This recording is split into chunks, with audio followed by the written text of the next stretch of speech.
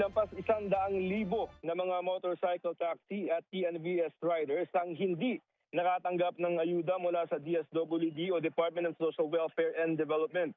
Ayon sa LTFRB o Land Transportation Franchising Regulatory Board, mayroong 29,000 na mga driver ng TNVS at 78,000 na mga motorcycle taxi riders ang hindi nabigyan ng ayuda. Paliwanag ng LTFRB na ito ay dahil itinago ang mga pangalan na ito ng mga TNVS companies dahil sobra ito sa pinapayagang bilang ng mga franchise holders nila.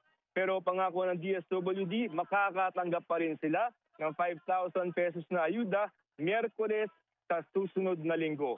Kasabay din dyan, Rafi, yung mga jeepney drivers na hindi rin naisama sa mga listahan. Dagdag ni DSWD Secretary Rex Gatchalian, depende sa bilis ng mga LGU ang schedule na magiging payout para sa mga jeepney drivers na ito. Kapag kumpleto na ang listahan ng mga LGU, ay maaari na sila magpa-schedule ng payout sa DSWD. Narito ang pahayag ni DSWD Secretary Rex Gatchalian. Sa hanay ng TODA, we are now asking the LGUs to submit supplemental list.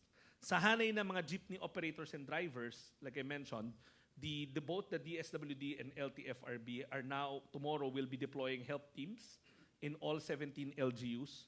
And then we ask the LGUs to bring all their JODAs in one room so that we can go through every organization one by one. Pagdating sa TNVS, the list will really come from the TNC.